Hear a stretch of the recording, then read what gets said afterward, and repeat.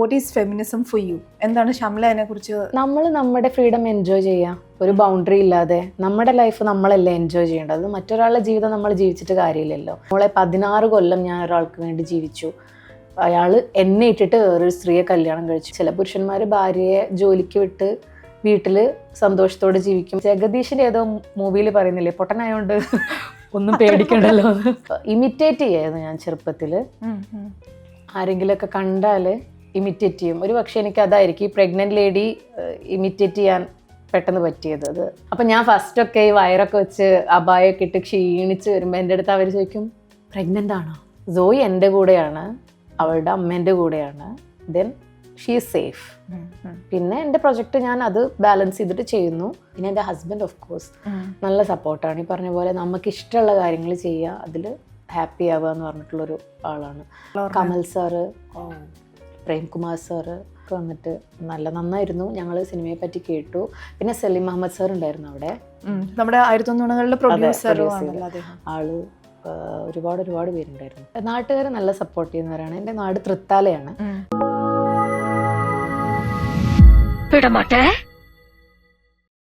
Hi everyone, this is me Kirti and welcome back to my show. ഞാൻ വിടമാട്ടെ by Kirti NVM. അപ്പോൾ ഒരു ചെറിയ ഗ്യാപ്പിന് ശേഷം ഞാൻ തിരിച്ചു വന്നിരിക്കുകയാണ്. And I have A very special guest with me. അപ്പം ഈ ഒരാളുടെ കാര്യം പറഞ്ഞു കഴിഞ്ഞാൽ ഇപ്പോൾ നമുക്ക് കൺഗ്രാറ്റുലേഷൻസ് പറയേണ്ട കുറേ അധികം കാരണമൊക്കെ ഉണ്ട്. പക്ഷേ അതിന് മുന്നേ തന്നെ ഐ മെറ്റ് ഹെർ ഇൻ 2023. 1990 എന്ന് പറഞ്ഞ ചിത്രത്തിൽ വളരെ ഇമ്പോർട്ടൻ്റ് ആയിട്ടുള്ള ഒരു ക്യാരക്ടർ ചെയ്ത് ഞങ്ങൾ കണ്ട സമയത്ത് വളരെ ടിമിഡായിട്ട് ഞാൻ ഒരു അഭിനയിച്ചിട്ടുണ്ടെന്ന് മാത്രമേ പറഞ്ഞിട്ടുള്ളൂ. പക്ഷേ അത് കണ്ടതിന് ശേഷം I was mind blown with a performance. ഒരു ആമച്വർ പെർഫോമൻസ് ഒന്നുമല്ല, ഫസ്റ്റ് ഫിലിമിൽ തന്നെ പ്രൊഫഷണൽ ആയിട്ട് അഭിനയിച്ചു. Let me welcome on to the show Shamla Hamsa. Shamla, welcome to my show. Thank you so much. ഞാൻ പറഞ്ഞതിൽ ഒരു കാര്യത്തിലും തെറ്റില്ലല്ലോ, കാരണം അന്ന് നമ്മൾ 1990-കളിൽ നമ്മളിങ്ങനെ വണ്ടിയിൽ പോകുന്ന സമയത്ത് ഷംല പറഞ്ഞാൽ അഭിനയിച്ചിട്ടുണ്ട്. പക്ഷെ അന്ന് ഏറ്റവും കൂടുതൽ കയ്യടി കിട്ടിയത് ഷംലയുടെ ക്യാരക്ടറിനായിരുന്നു. ആൻഡ് ഇന്ന് ഇവിടെ ഇരിക്കുന്ന സമയത്ത് ആദ്യം തന്നെ കൺഗ്രാറ്റുലേഷൻസ്, ബിക്കോസ് നമ്മൾ നോക്കി കഴിഞ്ഞാൽ 48th ഫിലിം ക്രിറ്റിക്സ് അവാർഡ് ജയിച്ചിരിക്കുകയാണ് നിങ്ങളുടെ ഫിലിംസ്. ബെസ്റ്റ് ഫിലിമും ആൻഡ് സെക്കൻഡ് ബെസ്റ്റ് ആക്ട്രസും. ഞാൻ നോക്കിയിട്ട് നമുക്കൊരു അവാർഡ് കിട്ടുന്ന സമയത്ത് ഈ ഒരു ന്യൂസ് നമ്മുടെ അടുത്ത് ബ്രേക്ക് ചെയ്യുന്ന ഒരാളുണ്ടായിരിക്കും. ഓക്കെ, എങ്ങനെയായിരുന്നു? ആരാണ് ഈ ന്യൂസ് വന്ന് പറഞ്ഞത്? ആ ഒരു മൊമെന്റ് എങ്ങനെയായിരുന്നു?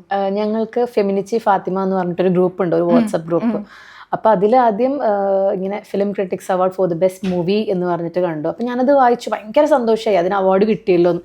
അതിൻ്റെ താഴെ ഒരു ലൈൻ ഉണ്ടായിരുന്നു, ഷംല സെക്കൻഡ് ബെസ്റ്റ് ആക്ട്രസ്. അപ്പോഴാണോ അതെ. പിന്നെ എനിക്ക് അവർ മെയിൽ അയച്ചിട്ടുണ്ടായിരുന്നു. അതൊക്കെ ഇത് കഴിഞ്ഞ് ഇതിൻ്റെ ഒരു ആഹ്ലാദ പ്രകടനവും ഇൻസ്റ്റാ പോസ്റ്റും ഒക്കെ കഴിഞ്ഞിട്ടാണ് ഞാൻ പിന്നെ, എനിക്കറിയില്ലായിരുന്നു ഇതുവരെ മെയിലൊക്കെ അയക്കുമെന്ന്. ഞാൻ മെയിലിൽ ജസ്റ്റ് എന്താണ് അപ്ഡേറ്റ്സ് നോക്കിയപ്പോഴാണ് പിന്നെ അവരുടെ അപ്ഡേറ്റ്സും ഫോട്ടോയൊക്കെ കണ്ടത്. ഗ്രൂപ്പ് ഫെമിനിച്ചി ഫാത്തിമ അതിലെല്ലാം അവർ ഷെയർ ചെയ്തിട്ടുണ്ടായിരുന്നു. ഫെമിനിച്ചി ഫാത്തിമ എന്ന് പറഞ്ഞ ഗ്രൂപ്പിൽ ഞങ്ങൾ ഇപ്പോഴും ആക്റ്റീവാണ്. സിനിമയിലെ എല്ലാ അപ്ഡേറ്റ്സും അതിൽ നമ്മളെപ്പോഴും അപ്ഡേറ്റ് ചെയ്തുകൊണ്ടിരിക്കും. ഈ പേര് തന്നെ ഞാനിപ്പം നമ്മൾ ഈ ഇന്റർവ്യൂവിന് മുന്നേ ഞാൻ ഷംലയുടെ അടുത്ത് ചോദിച്ചു തരേണ്ടത്, ഈ പേര് ഭയങ്കര ഡിഫറെന്റ് ആയിട്ടുള്ള ഒരു പേരാണ്. അത്രയുള്ള ഈ ഫിലിം ഞങ്ങൾക്ക് ആർക്കും ഇതുവരെ കാണാൻ പറ്റിയിട്ടില്ല. ഇത് എപ്പോഴാണ് ഞങ്ങൾക്ക് കാണാൻ പറ്റുക? ഫെമിനിച്ചി ഫാത്തിമ എന്ന് പറഞ്ഞ ഒരു മൂവി എപ്പോഴായിരിക്കും നമുക്ക് ഇവിടെ ഉള്ള പ്രേക്ഷകർക്കൊക്കെ കാണാൻ? സിനിമ തിയേറ്ററിലായിരിക്കും, തിയേറ്റർ റിലീസ് എന്നാണ് ഇപ്പോൾ അവർ പറയുന്നത്. പിന്നെ ഇതിൻ്റെ പേരിനെ പറ്റി പറയുകയാണെങ്കിൽ ഇത് സംവിധായകൻ്റെ മാത്രം ചോയ്സ് ആയിരുന്നു ഈ പേര്. ആള് ഈ പേരിൽ അട്രാക്റ്റീവ് ആയിട്ടാണ് ഇതിന് വേണ്ടിയിട്ടുള്ള സിനിമ അയാൾ ഉണ്ടാക്കിയത്. ആളുടെ ഒരു ഫാസിൽ അല്ലേ, ഫാസിലിന്റെ സിസ്റ്ററിന്റെ ഒരു ത്രെഡ് വെച്ചിട്ട് തുടങ്ങി, ഒരു ഫസ്റ്റ് ഡയലോഗ് വെച്ച് തുടങ്ങി, അങ്ങനെ മുന്നോട്ട് പോയെന്നൊക്കെ ഞാൻ കേട്ടിരുന്നു. അതെ, അങ്ങനെ ആള് കേട്ട ഒരു ഡയലോഗിലാണ്. പിന്നെ ആൾക്ക് പരിചയമുള്ള, ആള് കണ്ടിട്ടുള്ള കുറെ കാര്യങ്ങൾ ഇൻക്ലൂഡ് ചെയ്തിട്ട് ഇതൊരു കൈൻഡ് ഓഫ് റിയൽ സ്റ്റോറിയാണ്, ഇങ്ങനെ സംഭവിച്ചിട്ടുള്ള ഒരു സ്റ്റോറിയാണ്. ശരിക്കും ഇതിന്റെ ത്രെഡ് പോകുന്നത് എന്തായിരിക്കും? നമ്മൾ ബേസിക്കലി പറഞ്ഞു കഴിഞ്ഞാൽ എന്തായിരിക്കും ഈ ഒരു സ്റ്റോറിയുടെ ബേസിക് ത്രെഡ് എന്ന് പറഞ്ഞു കഴിഞ്ഞാൽ?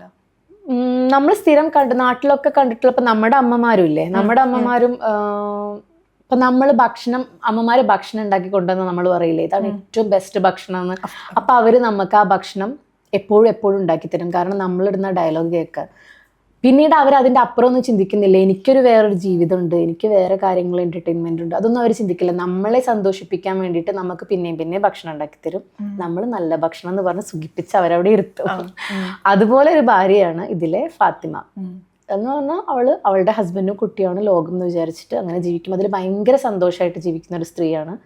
പക്ഷെ ഏറ്റവും ബേസിക് ആയിട്ടുള്ളൊരു കാര്യം ഭർത്താവിനോട് ചോദിച്ചപ്പോൾ പിന്നെ അതാള് ഇഗ്നോർ ചെയ്യുന്നു. അപ്പോഴാണ് അവർക്ക് മനസ്സിലാവുന്നത്, എനിക്കും എന്തെങ്കിലുമൊക്കെ ചെയ്യാം, എൻ്റെ ഈ ചെറിയ കാര്യം എനിക്ക് നേടാം. അങ്ങനെ ഒരു കംഫർട്ട് സോൺ ബ്രേക്ക് ചെയ്യുന്ന ഒരു സിനിമ. ഈ ഫെമിനിറ്റി അല്ലെങ്കിൽ ഫെമിനിസം എന്നൊക്കെ ഉള്ളൊരു വാക്ക് ഭയങ്കര സെൻസിറ്റീവ് ആയിട്ടുള്ളൊരു വാക്കാണ്. എൻ്റെ ഒരു അതിൽ എപ്പോഴെങ്കിലും തോന്നുന്ന കാരണം ഭയങ്കര മിസ്അണ്ടർസ്റ്റുഡ് ആയിട്ടുള്ള ഒരു വാക്കുമാണ്. അതിന്റെ റൈറ്റ് മീനിങ്ങിൽ നോക്കിക്കഴിഞ്ഞാൽ ഏറ്റവും അതിനെക്കുറിച്ച് സംസാരിക്കാത്ത ആൾക്കാരായിരിക്കും അതിന്റെ എല്ലാ പ്ലഷറും എൻജോയ് ചെയ്യുന്നത് എൻ്റെ പേഴ്സണൽ ഒപ്പീനിയൻ. ഷംലയുടെ ഒരു മനസ്സിൽ what is feminism for you? എന്താണ് ഷംല അതിനെ കുറിച്ച്? നമ്മൾ നമ്മുടെ ഫ്രീഡം എൻജോയ് ചെയ്യാം, ഒരു ബൗണ്ടറി ഇല്ലാതെ. നമ്മുടെ ലൈഫ് നമ്മളല്ലേ എൻജോയ് ചെയ്യേണ്ടത്, അത് മറ്റൊരാളുടെ ജീവിതം നമ്മൾ ജീവിച്ചിട്ട് കാര്യമില്ലല്ലോ. അപ്പോൾ ഫെമിനിസം എന്ന് പറഞ്ഞാൽ പെണ്ണുങ്ങൾക്കും ആണുങ്ങൾക്കും ഒരുപോലെ വേണ്ട ഒരു കാര്യമാണ്. ഈ സിനിമയിൽ ഇപ്പം ഇത് സിനിമ കണ്ടവർ എല്ലാ ഏജ് ഗ്രൂപ്പും കണ്ടിട്ടുണ്ട്. ഇപ്പം +1 +2 ആ ഏജ് ഗ്രൂപ്പിലുള്ള കുട്ടികൾ, മധ്യവയസ്കർ, സ്ത്രീകൾ, പുരുഷന്മാർ, നല്ലോണം പ്രായമായിട്ടുള്ളവർ. ഞാൻ തിയേറ്ററിൽ നിന്ന് ഈ സിനിമ എൻ്റെ ഫസ്റ്റ് ഷോ കണ്ട് ഇറങ്ങിയപ്പോൾ എന്നോടൊരു ചേച്ചി വന്നിട്ട് എൻ്റെ കൈ പിടിച്ചിട്ട് പറഞ്ഞു, മോളെ 16 കൊല്ലം ഞാൻ ഒരാൾക്ക് വേണ്ടി ജീവിച്ചു, അയാൾ എന്നെ ഇട്ടിട്ട് വേറൊരു സ്ത്രീയെ കല്യാണം കഴിച്ചു, എൻ്റെ 16 ജീവിതവും ഞാൻ അയാൾക്ക് വേണ്ടിയിട്ടാണ് ചിലവഴിച്ചതെന്ന്. അപ്പോൾ ഫെമിനിസം എന്ന് പറഞ്ഞിട്ടുണ്ടെങ്കിൽ ഇപ്പോൾ പുരുഷന്മാരുടെ ജീവിതത്തിലും സ്ത്രീകളുടെ ജീവിതത്തിലും ഒരുപോലെയാണ്. ചില പുരുഷന്മാർ ഭാര്യയെ ജോലിക്ക് വിട്ട് വീട്ടിൽ സന്തോഷത്തോടെ ജീവിക്കും, അവൾ തരുന്ന ഭക്ഷണം അത് സംഭവം ഇതാക്കി ജീവിക്കാമെന്ന് പറഞ്ഞിട്ട്. അപ്പോൾ ആ ഒരു ബ്രേക്ക് പോയിന്റ് അത് വേറൊരു മീനിങ്ങിൽ ആൾക്കാർ എടുക്കാമെന്ന് എനിക്ക് തോന്നുന്നത്. ശരിക്കും അതിനെ ഇപ്പോൾ ഒരാളുടെ കംഫർട്ട് സോൺ ബ്രേക്ക് ചെയ്താൽ അതെന്തോ ചെയ്യാൻ പറ്റാത്തൊരു കാര്യമാണ്, അങ്ങനെ ചെയ്തുകൂടാ, എന്താണോ നമുക്ക് കിട്ടുന്നത് അത് അക്സെപ്റ്റ് ചെയ്ത് ജീവിക്കുക, അവളോ അവനോ ആരായാലും എന്നാണ് എല്ലാവരും ചിന്തിക്കുന്നത്. അതിന് അത്രയും വലിയ സംഭവമായിട്ട് കാണേണ്ട ആവശ്യമൊന്നുമില്ല. അതാ ഞാൻ വിചാരിച്ചത്. നമ്മുടെ ഡെയിലി ലൈഫിൽ അല്ലെങ്കിൽ നമ്മൾ മുന്നോട്ട് പോകുന്ന ജീവിതത്തിൽ നമ്മുടെ ബേസിക് ഇപ്പൊ ഫ്രീഡം എന്നുള്ളൊരു വാക്ക് മാത്രമല്ല, നമ്മുടെ ബേസിക് നീഡ്സ് എന്താന്ന് വൺ സെൽഫ് റിയലൈസ് ചെയ്ത് അതിനുവേണ്ടി മുന്നോട്ട് പോകുന്ന അത് എൻജോയ് ചെയ്യുക. പിന്നെ അതിൽ ഇടപെടേണ്ട ആവശ്യമില്ല നമ്മള്. അപ്പോൾ ഞാനാണെങ്കിലും എൻ്റെ ലൈഫിൽ എൻ്റെ ഹസ്ബൻഡിന്റെ ഒരു ഫ്രീഡം ഉണ്ടെങ്കിൽ ഞാൻ അതിൽ ഇടപെടേണ്ട ആവശ്യമില്ല. അയാൾ എൻ്റെ ലൈഫിലും ഇടപെട്ടിട്ട് അത് കൊളാക്കേണ്ട ആവശ്യമില്ല. ഒരു കാര്യമല്ലെന്ന് എനിക്ക് തോന്നുന്നു. ചിലർ പറയില്ല ഞാൻ അവൾക്ക് നല്ല ഫ്രീഡം അല്ലെ അവൻ നല്ല ഫ്രീഡം, അപ്പൊ ഞാൻ അല്ലെങ്കിൽ ഫ്രീഡം കൊടുക്കുക, ഇതെന്താ ആ ഒരു ഈ ഫെമിനിസം, ഈ ഫെമിനിറ്റി ഫാത്തിമ എന്ന് പറഞ്ഞ ഇതിന്റെ കോള് വരുന്നതിനൊക്കെ മുന്നേ തന്നെ നമ്മൾ ആക്ടിംഗ് എന്ന് പറഞ്ഞ ഒരു കാര്യത്തിലേക്ക് വരുമ്പം എല്ലാവരുടെയും മനസ്സിൽ ഒരു സീഡ് ഉണ്ടായിരിക്കും. ഒരു ആക്ടിംഗ് എന്ന് പറഞ്ഞ ഒരു സാധനം അഭിനയിക്കാൻ ആഗ്രഹമുള്ളവരുടെ എല്ലാവരുടെയും മനസ്സിലൊരു സീഡ്, അത് വെള്ളം ഒഴിച്ച് പിന്നെ അത് പ്ലാൻ ചെയ്ത് പുറത്തേക്ക് വരുന്നതിന് ഒരു റീസൺ കാണും. അപ്പം ആ സീഡ് ചിലപ്പോൾ നമ്മൾ കണ്ട ഒരു ഫിലിം ആവും, അല്ലെങ്കിൽ നമ്മൾക്ക് ചെയ്യണമെന്ന് തോന്നിയ ഒരു കഥാപാത്രമാവും. എപ്പോഴാണ് അങ്ങനെ ഷംലയ്ക്ക് ആ ഒരു കാര്യം ഫീൽ ചെയ്തത്? എപ്പോഴായിരുന്നു എനിക്കിങ്ങനെ ഒരു കാര്യമുണ്ട് എന്ന് എങ്ങനെ റിയലൈസ് ചെയ്തത്? ഞാൻ സിനിമയിലേക്ക് അവിചാരിതമായിട്ട് വന്ന ഒരാളാണ്. ഞാൻ സിനിമയിൽ അഭിനയിക്കണമെന്ന് ആഗ്രഹിച്ചിട്ടില്ല മുന്നേ. എനിക്ക് തോന്നുന്നു എൻ്റെ ഉപ്പ നാടക നടനാണ്, പണ്ട് നാടക നടനായിരുന്നു, നന്നായിട്ട് പാട്ട് പാടുമായിരുന്നു. ഇപ്പോൾ ഒന്നുമില്ല. അപ്പം എനിക്ക് തോന്നുന്നു ഉപ്പാൻ്റെ കഴിവാണ് എനിക്ക് കിട്ടിയിട്ടുള്ളത്. മാത്രമല്ല ഈ സിനിമയിലേക്ക് വരാൻ കാരണം എനിക്ക് മീഡിയ ഇൻഡസ്ട്രിയിൽ എങ്ങനെയെങ്കിലും ഒന്ന് സസ്റ്റെയിൻ ചെയ്യണം എന്ന് ആഗ്രഹമുള്ള ഒരാളാണ് ഞാൻ. അപ്പം ഞാൻ ലിറിക്സ് എഴുതുമായിരുന്നു, പാട്ട്. അപ്പോൾ താമറിൻ്റെ ഓഡിഷൻ വന്നപ്പോൾ ഞാൻ താമറിനോട് ലിറിക്സ് എഴുതാൻ വേണ്ടിയിട്ടാണ് ചോദിച്ചത്. ദെൻ ഇതിൻ്റെ ഓഡിഷൻ ഒരു വർക്ക്ഷോപ്പ് ഉണ്ടെന്ന് കണ്ടപ്പോൾ ജസ്റ്റ് ഒന്ന് അറ്റൻഡ് ചെയ്ത് നോക്കാം എങ്ങനെയുണ്ട് നോക്കി, അത് വർക്കൗട്ടായി. അപ്പോഴാണ് ഞാൻ റിയലൈസ് ചെയ്യുന്നത് എനിക്ക് രസമാണ് അഭിനയിക്കാൻ, കുഴപ്പമില്ല നോക്കാം എന്നുള്ളത് തോന്നിയത്. അല്ലാതെ ഇതൊരു ഡ്രീമായിട്ടോ ഒരു പാഷനായിട്ടോ ഞാൻ 1001 നുണകൾ വരുന്നത് വരെ ഞാൻ കണ്ടിട്ടില്ല. പക്ഷെ അതിനുശേഷം ഇതൊരു ഇഷ്ടമാണ്. ഈ ലിറിക്സ് എഴുതുന്ന കാര്യം ഞാൻ ആക്ച്വലി അന്ന് നമ്മൾ മീറ്റ് ചെയ്ത സമയത്ത് തന്നെ ആ ഒരു ഫ്രണ്ട് ഇൻട്രൊഡ്യൂസ് ചെയ്തപ്പോഴും പറഞ്ഞിരുന്നു, ലിറിസിസ്റ്റ് ആണ്, മ്യൂസിക് പ്രൊഡക്ഷൻ ചെയ്യുന്നുണ്ട്, കമ്പനി പ്രൊഡ്യൂസ് ചെയ്യുന്നുണ്ട്, ആൽബംസ് പ്രൊഡ്യൂസ് ചെയ്യുന്നുണ്ട്. അപ്പം എങ്ങനെയാണ് ലിറിക്സ് ഒക്കെ ശരിക്കും ഉപ്പയുടെ അടുത്ത് നിന്ന് എങ്ങനെയാണ് അതിലേക്ക് ഇതിന് മുന്നേ എന്തെങ്കിലും ചെയ്തിട്ടുണ്ടോ? കോളേജ് ടൈംസ് ചെയ്തിട്ടുണ്ടോ? കോളേജ് ടൈമിൽ സ്വന്തമായിട്ട് നോട്ട്ബുക്കിലൊക്കെ എഴുതും, അല്ലാതെ പബ്ലിഷ് ചെയ്യുകയൊന്നും ചെയ്തിട്ടില്ല. അങ്ങനെ എഴുതി വെച്ച കുറേ പാട്ടുകൾ ഇപ്പോഴും ഉണ്ട്. പിന്നെ ഈ അടുത്ത് ഞാനിപ്പോൾ 1001 അല്ലാതെയും എഴുതിയ 2 പാട്ടുകൾ സിത്താര ചേച്ചി എൻ്റെ 2 പാട്ട് പാടി. അത് ഞാൻ എൻ്റെ ഷംല ഹംസ പ്രൊഡക്ഷൻസ് എന്ന് പറഞ്ഞിട്ടൊരു ചാനലുണ്ട്, അതിൽ ഇട്ടു. പിന്നെ വേറെ 3rd വൺ രശ്മി, എൻ്റെ കൂടെ ചെയ്തിട്ടുള്ള രശ്മിയാണ്, അവളും പാടി. അങ്ങനെ ഒരു 3 സോങ്സ് ഇപ്പൊ ചെയ്തിട്ടേ ഉള്ളൂ. ഇനി ഫ്യൂച്ചറിൽ നമുക്ക് ആക്ട്രസ് ഷംല എന്ന് മാത്രമല്ല നമുക്ക് ലിറിസിസ്റ്റ് ഷംല എന്നുള്ള രീതിയിലും കാണാൻ പറ്റുമായിരിക്കും. ഇപ്പോൾ എനിക്ക് ലിറിസിസ്റ്റിനേക്കാളും കൂടുതൽ എനിക്ക് അഭിനയം, അതാണ് ഇഷ്ടം. 1001 നുണകളിലും ആക്ച്വലി ലിറിക്സ് എഴുതിയിട്ടുണ്ടോ? എന്ന് വെച്ചാൽ അതിനകത്ത് അതൊന്ന് ട്രൈ ചെയ്തതാണ്. അവർക്ക് എൻ്റെ ലിറിക്സ് കൊടുത്തിട്ട് നിങ്ങൾ പറ്റുമോ ഇല്ലയോ എന്ന് നോക്കി. പക്ഷെ പാട്ട് അവർക്ക് ഇഷ്ടമായി. പക്ഷെ സിനിമയിൽ അത് ഇടേണ്ട ആവശ്യം ഉണ്ടായിരുന്നില്ല. അങ്ങനെ ഒരു ഇത് ഇതല്ലല്ലോ. ആ ഫിലിം കണ്ടവർക്ക് ശരിക്കും അറിയാൻ പറ്റും. അതിൽ ചെയ്തിരിക്കുന്ന ആ കഥാപാത്രം പ്രഗ്നന്റ് ലേഡി എന്നുള്ളൊരു കഥാപാത്രമാണ്. അപ്പം നമ്മൾക്കറിയാം, ഒരു ആമച്വർ ആയിട്ട് വരുന്ന ഒരു ആക്ട്രസ് ഒരു പ്രഗ്നന്റ് ലേഡിയുടെ ബിഹേവിയർ കാണും, ന്യൂവൻസസ് ഒക്കെ പെട്ടെന്ന് അഡാപ്റ്റ് ചെയ്യാനായിട്ട് കുറച്ച് പാടാണ്. ദ വേ ദേ വാക്ക്, അല്ലെങ്കിൽ നമ്മൾ സ്റ്റൊമക്ക് ടച്ച് ചെയ്യുന്നതിന് പോലും ഒരു ഡിഫറൻസസ് കാണും. പക്ഷെ ഷംന ആദ്യമായിട്ട് വന്ന് അത് അത്രയും ആ കഥാപാത്രത്തിന്റെ പേര് സൽമ എന്ന് പറഞ്ഞ കഥാപാത്രം അത്രയും ബ്യൂട്ടിഫുൾ ആയിട്ട് ആ ഒരു കഥാപാത്രം ചെയ്തു. അന്ന് ഞാനിവിടെ ഇരുന്ന് പറയുന്ന പോരാഞ്ഞിട്ട് തന്നെ നമുക്കറിയാം തിയേറ്റർ റെസ്പോൺസ് ഭയങ്കര ഹ്യൂജ് ആയിട്ടുള്ള ഒരു തിയേറ്റർ റെസ്പോൺസ് ആയിരുന്നു. അപ്പൊ എങ്ങനെയായിരുന്നു അതിലേക്ക് വന്ന സമയത്ത് ഈ ബിഹേവിയർ പിക്ക് ചെയ്യുമ്പോൾ നമ്മൾ പറയില്ലേ ചിലപ്പം അഭിനയിക്കുമ്പോൾ ചെറിയൊരു ചമ്മലോ അങ്ങനത്തെ ഒരു പ്രശ്നങ്ങളും ഒന്നും ഇല്ലായിരുന്നു? അത് ആക്ച്വലി ഉണ്ടായിട്ടില്ല, എനിക്ക് പേടി ഉണ്ടായിട്ടില്ല. കാരണം എനിക്ക് ഇതിന്റെ ബാക്ക്ഗ്രൗണ്ടിൽ എന്താ നടക്കുന്നതെന്ന് ഒരു 0% പോലും അറിവില്ല. അതുകൊണ്ട് എനിക്ക് ജഗദീഷിന്റെ ഏതോ മൂവിയിൽ പറയുന്നില്ലേ പൊട്ടനായോണ്ട് ഒന്നും പേടിക്കണ്ടല്ലോ, അതുപോലെയാണ്. എനിക്ക് ഒരു നോളജും ഇല്ല ഇതിന്റെ ബാക്ക്ഗ്രൗണ്ടിൽ എങ്ങനെയാണ്, ഇതിന്റെ ക്യാമറ എങ്ങനെയാണ്, എഡിറ്റിംഗ് എങ്ങനെയാണ്, ഇവരെങ്ങനെയാണ് ആക്ഷൻ കട്ട് പറയുന്നത്, ഒന്നും അറിയില്ല. ജസ്റ്റ് ആക്ഷൻ പറയുന്നു, കട്ട് പറയുന്നു, അപ്പം നിർത്തിയാൽ മതി എന്ന് പറയും. അവരത് പറയുന്നത് വരെ ഞാൻ അവിടെ ഇരിക്കുകയാണെങ്കിൽ ഇരിക്കും, അങ്ങനെയായിരുന്നു. അപ്പം എനിക്ക് തോന്നുന്നു അതുകൊണ്ടാണ് ആ പേടി ഇല്ലാത്തത്, ഉണ്ടായില്ല. പിന്നെ ഇമിറ്റേറ്റ് ചെയ്യായിരുന്നു ഞാൻ ചെറുപ്പത്തിൽ. ആരെങ്കിലുമൊക്കെ കണ്ടാൽ ഇമിറ്റേറ്റ് ചെയ്യും. ഒരു പക്ഷേ എനിക്ക് അതായിരിക്കും ഈ പ്രഗ്നന്റ് ലേഡി ഇമിറ്റേറ്റ് ചെയ്യാൻ പെട്ടെന്ന് പറ്റിയത്, അത് അഡാപ്റ്റ് ചെയ്യാൻ വേണ്ടിയിട്ട്. അപ്പം ഞാൻ ഫസ്റ്റൊക്കെ ഈ വയറൊക്കെ വെച്ച് അബായൊക്കെ ഇട്ട് ക്ഷീണിച്ച് വരുമ്പോൾ എൻ്റെ അടുത്ത് അവർ ചോദിക്കും പ്രഗ്നൻ്റ് ആണോ ഞാൻ എന്നിട്ട് പറ്റിച്ചിട്ടുണ്ട് അവരെ. അതെ പ്രഗ്നന്റ് ആണ്, ഇത്രയും മാസമായി, ഡെലിവറി ചെയ്യുന്ന സമയത്താണ്. ചെറിയ കുട്ടികളൊക്കെ ഉണ്ടായിരുന്നു ഞങ്ങളുടെ സിനിമയിൽ, അവരൊക്കെ പറ്റിച്ചിട്ടുണ്ട്. അല്ല അത് കഴിഞ്ഞ് കുറച്ച് ഗ്യാപ്പിനുള്ളിൽ തന്നെയാണ് സോയി ബേബി വരുന്നത്. ശരിക്കും പ്രഗ്നന്റ് ആവുന്നത് ആ ഒരു ടൈമിൽ നമ്മൾ പറയുന്നത് അതിന്റെ ബ്ലെസ്സിങ് പോലെ ആയിരുന്നു വരുന്നെന്ന് പറയുന്നുണ്ടായിരുന്നു.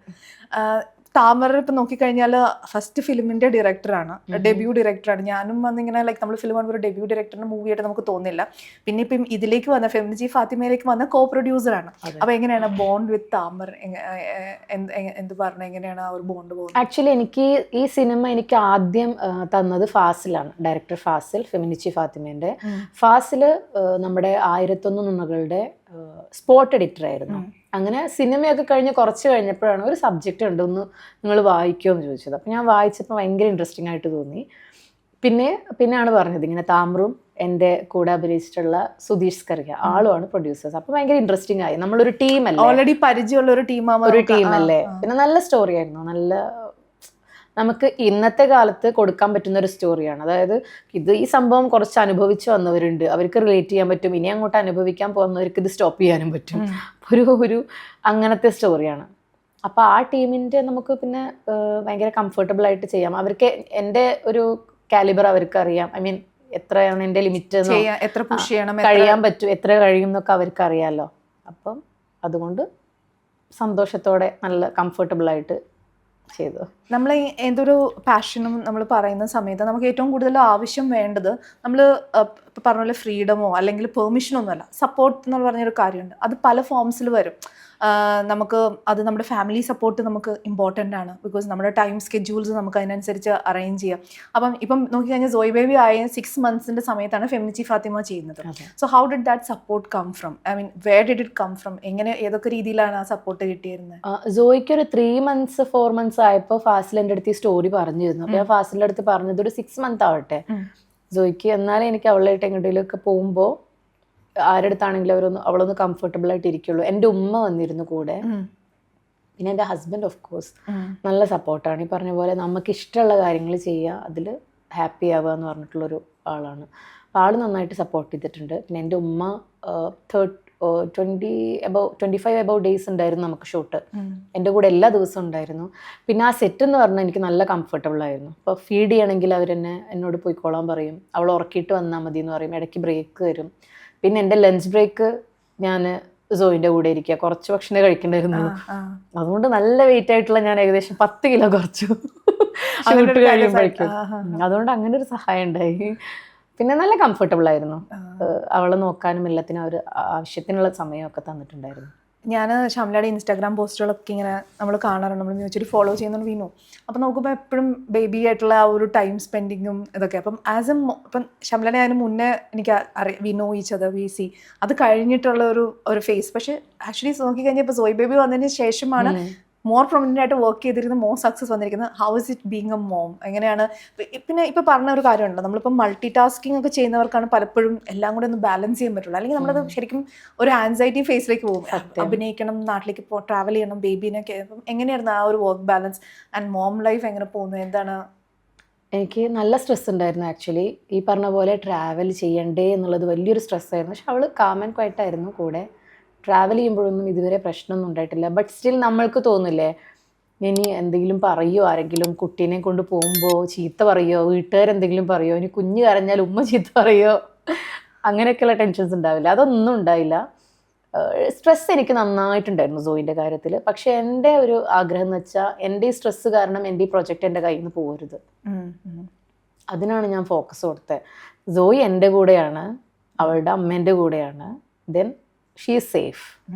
പിന്നെ എൻ്റെ പ്രൊജക്റ്റ് ഞാൻ അത് ബാലൻസ് ചെയ്തിട്ട് ചെയ്യുന്നു. എനിക്കും വേണം എൻ്റെ പ്രൊജക്റ്റ്, അവളുടെ കാര്യങ്ങൾ നോക്കാൻ എനിക്ക് കഴിയും. അപ്പം I was okay with that.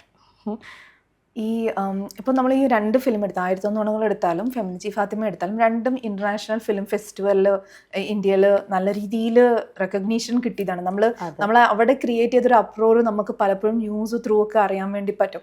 അപ്പം ഇങ്ങനെ എങ്ങനെയായിരുന്നു, ഞാൻ ആ ഫോട്ടോസൊക്കെ കണ്ടിരുന്നു. ഇപ്പോൾ ലാസ്റ്റ് ഫെമിനിച്ചി ഫാത്തിമയുടെ സമയത്ത് ആൾക്കാർ എണീറ്റ് നിന്ന് അപ്ലോഡ് ചെയ്യുന്നതും ഫസ്റ്റ് റിലീസ് ഫിലിം ഫെസ്റ്റിവൽ വന്നപ്പോൾ തന്നെ ഭയങ്കര റിവ്യൂസ് ആയിരുന്നു. എങ്ങനെ ഉണ്ടായിരുന്നു ആ ഒരു റെസ്പോൺസ്, ആ ഒരു ഫീലിംഗ്? ഞാൻ ഷംല കുറേ അധികം ആൾക്കാർ ഫേമസ് ആയിട്ടുള്ള പേഴ്സണാലിറ്റീസ് ആ ഫോട്ടോസ് ഷെയർ ചെയ്തിട്ടുണ്ട്, ബേബി ആയിട്ട് ഇരിക്കുന്ന ഒരു ഫോട്ടോസൊക്കെ. അപ്പോൾ എങ്ങനെയായിരുന്നു ആ ഒരു എക്സ്പീരിയൻസ്, എങ്ങനെയുണ്ടായിരുന്നു ഇന്റർനാഷണൽ ഫിലിം ഫെസ്റ്റിവലിൽ പോകുന്നതിൻ്റെ? 1100 പോകാൻ പറ്റിയില്ല. പോകാൻ പറ്റിയില്ല. ഇതിന് പോകാൻ പറ്റി. 1100 മറ്റേ സെലക്ടഡ് മൂവീസ് ചെയ്യില്ലേ അവിടെ, അതിലായിരുന്നു നമ്മൾ ലിസ്റ്റ് ചെയ്തിട്ടുണ്ടായിരുന്നത്. ഇത് കോമ്പറ്റീഷനിലായിരുന്നു. അപ്പോൾ IFFKയിലെ മൂവി റിലീസ് ചെയ്യുന്നതിൻ്റെ തൊട്ട് മുന്നേ ഞാൻ അവിടെ പോയി. നെക്സ്റ്റ് ഡേ ബിഫോർ പോയപ്പം അറിയുന്നവരൊക്കെ എൻ്റെ അടുത്ത് പറഞ്ഞു, 2ാമത്തെ ദിവസം ഇനി മൂവി റിലീസാവുന്ന ദിവസം ഷംലയ്ക്ക് ഇവിടെ ഇങ്ങനെ നിൽക്കാൻ പറ്റില്ല, എല്ലാവരും വന്നിട്ട് ക്യാരക്ടറിനെ പറ്റിയൊക്കെ ചോദിക്കും, അപ്പോൾ നന്നായിട്ട് പറഞ്ഞു കൊടുക്കണം. നമ്മൾ അറിയുന്ന കുറച്ച് സീനിയേഴ്സ് ആയിട്ടുള്ളവരൊക്കെ ഇല്ലേ, അവരൊക്കെ പറഞ്ഞിരുന്നു. അപ്പോൾ ഞങ്ങൾ ഓക്കെ അങ്ങനെയായിരുന്നു. പക്ഷെ ഫസ്റ്റ് റിലീസ് കഴിഞ്ഞിട്ട് ഇറങ്ങിയപ്പോൾ ഈ പറഞ്ഞ പോലെ എല്ലാ ഏജ് ഗ്രൂപ്പിലുള്ളവരും വന്ന് സംസാരിക്കുകയാണ്.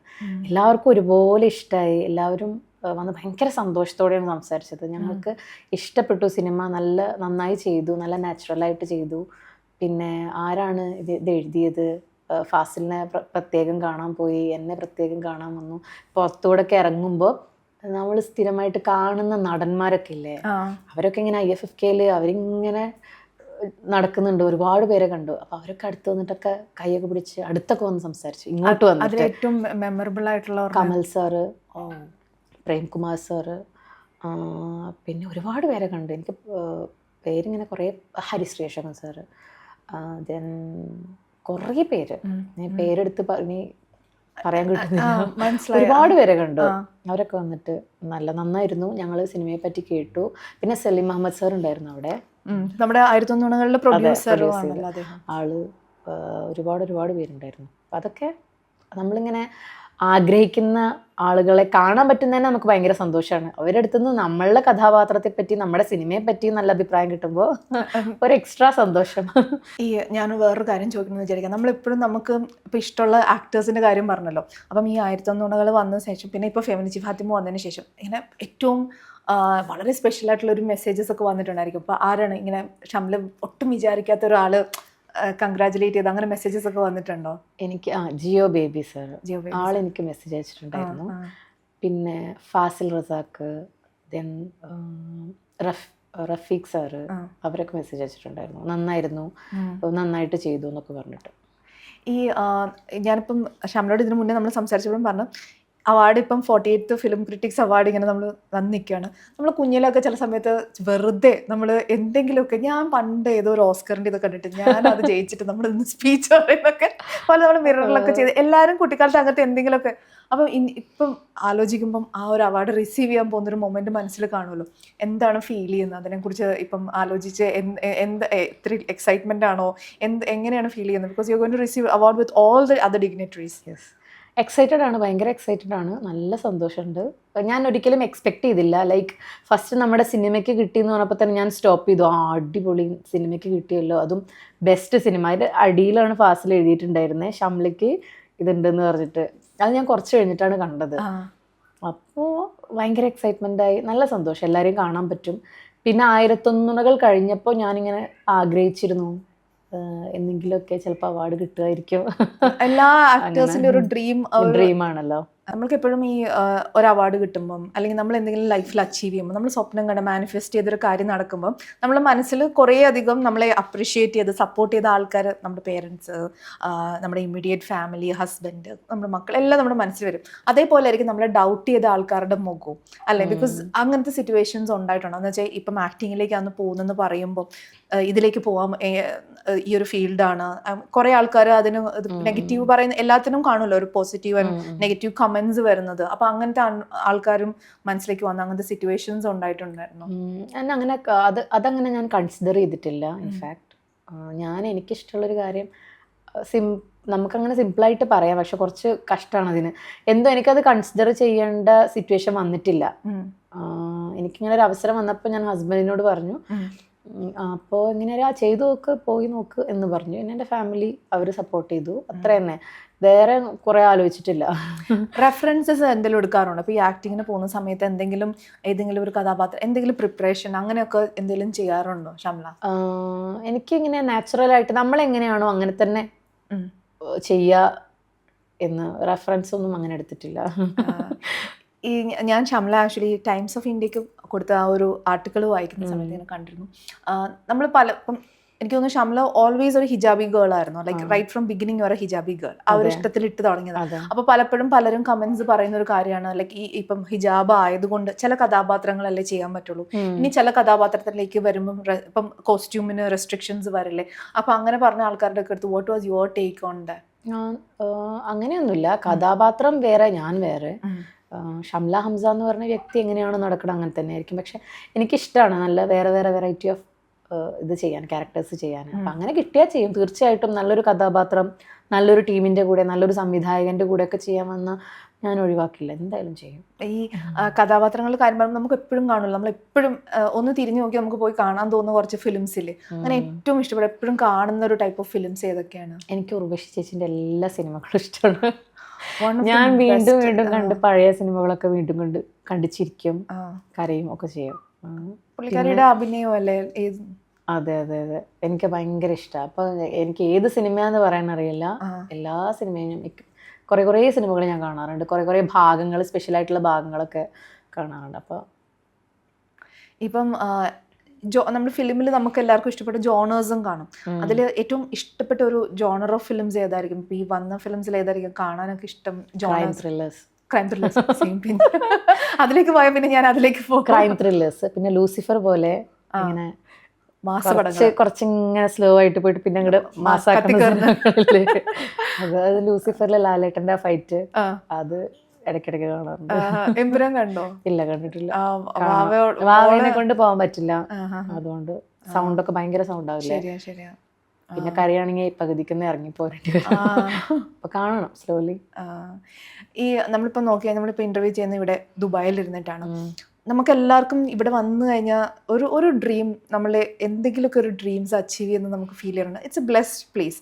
അപ്പം ഈ ഒരു കൺട്രി ആയിട്ടുള്ള ബോണ്ട്, ഷംലെ മാരി ചെയ്താണ് ഇവിടെ വന്നത്, വർക്കിനാണ്? എങ്ങനെയാണ് as A relationship with Dubai എങ്ങനെയാണ്? ഞാൻ ജോലിക്ക് വേണ്ടി വന്നതാണ്. ഇവിടെ ഇപ്പോൾ ഒരു 11 years ആയി. കല്യാണം കഴിഞ്ഞിട്ട് 3 വർഷമായി. ജോലിക്ക് വേണ്ടി മാത്രം വന്നതാണ് ഇവിടെ നമ്മൾക്ക് ഇങ്ങനെ ജോലിക്ക് വന്നതിന് ശേഷമാണ് നമ്മൾക്ക് ഗേൾസിന് കുറച്ച് സേഫായിട്ട് എപ്പോൾ വേണമെങ്കിലും ഇറങ്ങി നടക്കാൻ പറ്റുന്ന ഒരു സ്ഥലമാണ്. ജോലി സ്ഥലത്തും നല്ല സേഫായിട്ടുള്ളൊരു ഇതാണല്ലോ. അപ്പോൾ മെയിനായിട്ട് ജോലിക്കാണ് ഇവിടെ വന്നത്.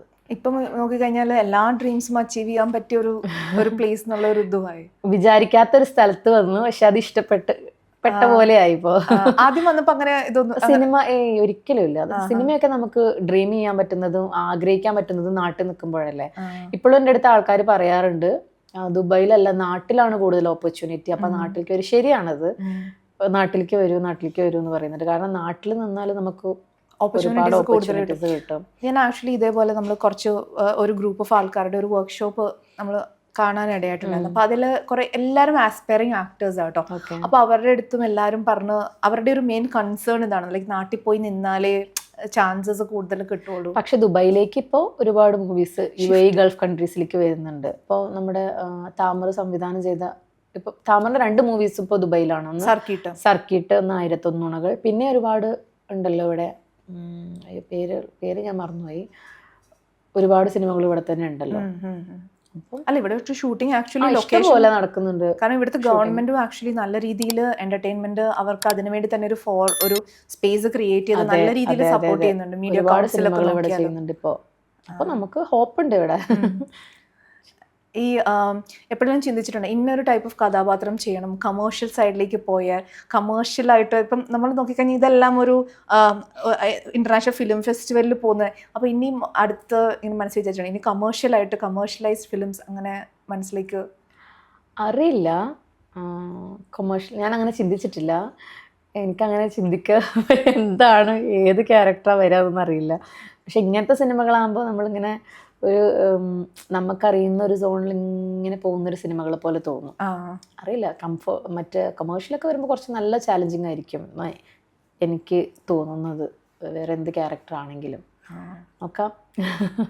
ആൻഡ് പാലക്കാട് എന്ന് പറഞ്ഞ ഒരു സ്ഥലം നമുക്കൊക്കെ ഭയങ്കര സീനറി ആയിട്ടും അല്ലെങ്കിൽ മൂവീസിനകത്തൊക്കെ അത്രയധികം നമ്മൾ കാണുന്നതാണ്. ഇപ്പം നോക്കി കഴിഞ്ഞാൽ പാലക്കാട് നിന്നാണ് വന്നിരിക്കുന്നത്. അപ്പം അവിടുമായിട്ടുള്ളൊരു ബോണ്ട് എങ്ങനെയാണ്? പിന്നെ ആക്ച്വലി 1001 നുണകളുടെ സമയത്ത് ഫെമിനിച്ചി ഫാത്തിമയുടെ സമയത്താണ് കുറേയധികം റെക്കഗ്നീഷൻസ് ഒക്കെ പൊളിറ്റീഷ്യൻസ് എല്ലാവരും കുറേ പേര് റെക്കഗ്നൈസ്. അപ്പം എങ്ങനെയുണ്ട് നാട്ടിലിപ്പം എങ്ങനെയാണ് ആ ഒരു സെലിബ്രിറ്റി ഇമേജ് എങ്ങനെയാണ് ഫീൽ ചെയ്യുന്നത്?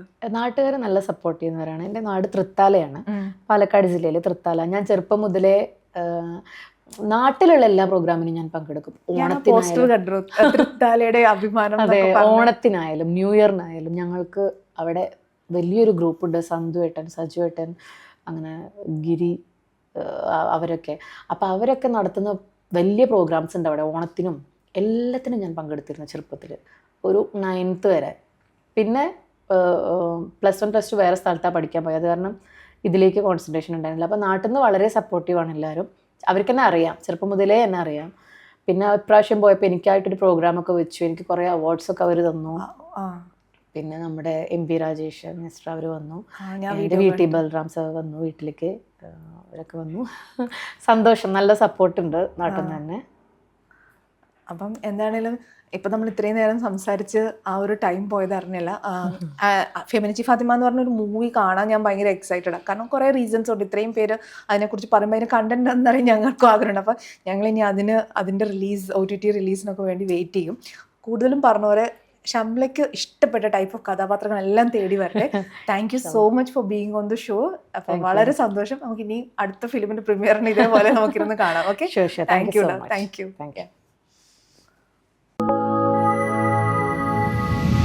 விட மாட்டேன்.